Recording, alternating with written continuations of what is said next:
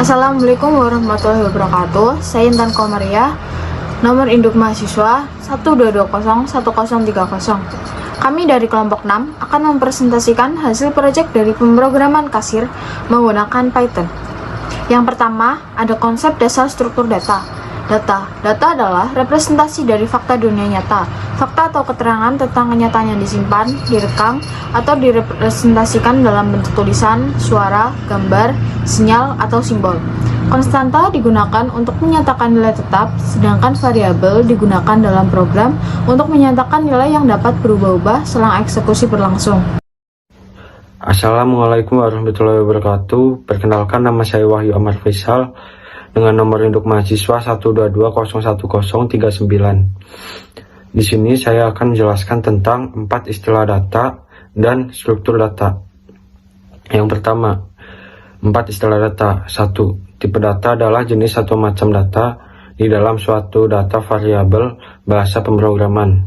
2. Objek data mengacu kumpulan elemen atau dominan. 3. Representasi data suatu mapping dari struktur data D ke E, misal boolean direpresentasikan dalam 0 dan 1. 4. Struktur data bisa dipakai untuk mengelompokkan beberapa informasi yang terkait menjadi sebuah kesatuan. Yang kedua, struktur data. Struktur data adalah cara menyimpan atau mempresentasikan data dalam komputer agar bisa dipakai secara efisien. Fungsi struktur data. 1. Penyimpanan lebih efisien. 2. Agar tersusun lebih terurut. 3. Agar data retrieval lebih terurut. Perkenalkan, saya Putri Sapria Ananda, NIM 122000661, akan menjelaskan tentang garis besar tipe data. Garis besar tipe data itu sendiri terbagi menjadi 2, yaitu tipe data sederhana dan struktur data.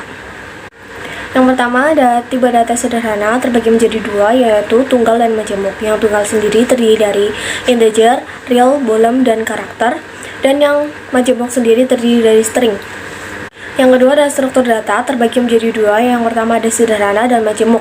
Yang sederhana terdiri dari array dan record, dan yang majemuk sendiri terdiri dari linear dan non-linear.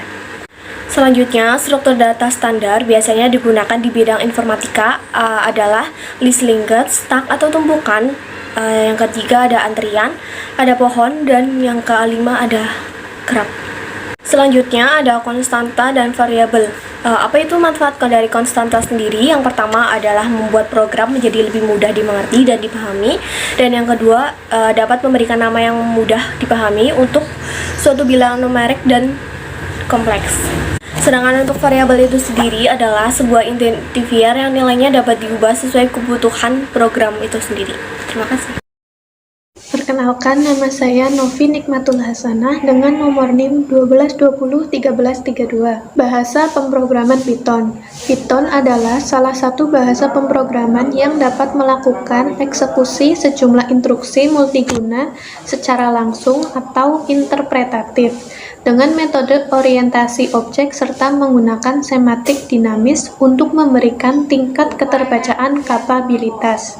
Sejarah perkembangan Python dikembangkan oleh Guido van Rossum pada tahun 1990 di Belanda. Pemilihan nama Python dari sebuah acara televisi bernama Monty Python Flying Circus. Kelebihan dan kekurangan Python. Kelebihannya: 1. Mudah dipelajari. 2. Kode-kode Python mudah dibaca dan dapat menjalankan fungsi kompleks. 3. Python mampu menjadikan program dengan skala rumit menjadi mudah. 4. Python mendukung multi-platform dan multisistem, serta memiliki sistem pengelolaan memori otomatis seperti Java. Kekurangannya, Python cukup lambat dijalankan. Pengembangan platform Android dan iOS terbilang kurang support. Python tidak cocok untuk melakukan tugas-tugas intensif memori dan pekerjaan multi-core atau multiprosesor. Nama saya Sebastianus Aditya Narendra, NIM 122011082. Di sini saya akan menjelaskan tentang program kasir sederhana yang telah dibuat oleh kelompok saya. Berikut penjelasan programnya. Yang pertama, untuk mencetak judul program kasir sederhana untuk pembayaran di kafe, pada saat di running, dan juga membuat titik panjang dan titik pendek menggunakan variabel garis pendek dan juga garis panjang. Di sini saya mencetak menggunakan fungsi print, yaitu program kasir sederhana pembayaran di kafe, dan juga garis untuk membatasi tulisannya, serta variabel garis pendek dan garis panjang untuk dicetak di tampilan layar awal. Yang kedua, layar tampilan awal berisi menu makanan dan minuman di kafe yang dicetak menggunakan print hingga list menu makanan dan juga minumannya. Contohnya seperti berikut. Saya mencetak menu makanan dan minuman di kafe. Lalu ada fungsi /n di sini untuk meng-enter supaya tidak terlalu rapat dengan tulisan program kasir sederhana nanti ketika di running. Lalu di sini saya print garis pendek untuk membatasi lagi. Dan di sini saya mencetak kode jenis pesanan dan juga harga. Dan ada list menu makanan, ada 5 list: nasi goreng, indomie goreng kuah, nasi ayam bakar, nasi ayam goreng, telur dadar atau ceplok, dan juga list harganya. Di sini juga terdapat list minuman, ada 5 list: teh panas atau es, lemon tea, ice chocolate, ice green tea, dan juga air mineral, beserta list harganya juga. Lalu saya print garis pendek untuk membatasi list menu makanan dan minumannya. Dan di sini saya membuat variabel banyak pesanan untuk nanti dihitung berapa banyak pesanan yang akan dipesan menggunakan integer. Lalu input, dan saya di sini mencetak tulisan banyak pesanan yang ingin dipesan. Lalu yang ketiga itu ada inputan untuk mencetak banyak pesanan menggunakan tipe data integer. Nah, itu yang tadi yang banyak pesanan yang menggunakan integer. Yang keempat, mendeklarasikan variabel list untuk nanti mengelis kode pesan dan juga banyak pesannya. Nanti akan tercetak kodenya apa dan juga berapa banyak pemesanannya. Lalu yang kelima itu menggunakan data berulang, membuat inputan data berulang sesuai banyak pesanan menggunakan perulangan for x in range untuk menyesuaikan banyak pesanan. Di sini for kali in range banyak pesanan. Lalu saya mencetak datanya, akan ada data keberapa sampai keberapa yang akan dicetak. Lalu kode pesannya di input kode pesanan. Ini di sini ada slash makanan 1 hingga 5, minuman 1 hingga 5. Lalu list kode pesan titik append kode pesan. Nanti di sini saya akan menghitung banyak pesannya menggunakan integer lagi. Saya akan membuat variabel. Di sini membuat variabel banyak pesan sama dengan integer input banyak pesanan. Nanti di sini diketik berapa banyak pesanan yang akan dipesan. Lalu list banyak pesanan .append banyak pesan print garis pendek. Yang keenam, untuk output hasil inputan menggunakan fungsi print.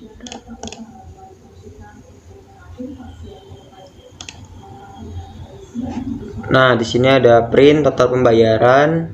Saya membuat jenis pesanan, harga satuan, banyak beli, dan juga jumlah harga. Yang ketujuh, membuat statement untuk mengeksekusi atau mencetak pembayaran di kafe menggunakan perulangan for a, in range, if, else, dan juga fungsi print. Di sini proses inputan yang sudah dilakukan nanti akan tercetak menggunakan fungsi if, elif, else, dan juga nanti ada for a in range untuk melakukan perulangan. Di sini saya menggunakan fungsi if, elif, dan else, dan sebelumnya di sini saya mencantumkan variabel total sama dengan 0 yang berfungsi untuk mentotal nanti semua harga yang akan dipesan. Dan di sini ada if list kode pesan A1, itu untuk kode pesan 1. Jenis pesannya nasi goreng, harganya 12.000. Lalu elif list kode pesan A2, Indomie goreng atau kuah, harganya 7.000, hingga minumannya juga air mineral dengan harga 5.000. Setelah itu saya menggunakan fungsi else untuk nanti mengakhiri eksekusi jika jenis pesannya tidak ada dan harganya 0. Lalu menggunakan variabel subtotal untuk nanti menghitung totalnya, karena subtotal ini berapa banyak harga dikali list banyak pesanan yang dipesan. Lalu total sama dengan total ditambah dengan subtotal yang telah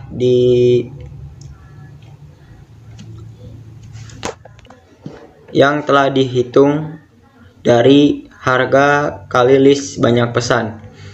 Lalu saya mencetak sini print A+1,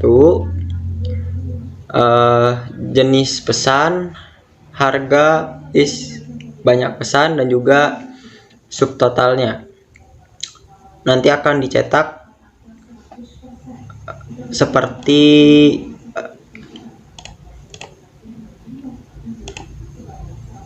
hasil inputnya.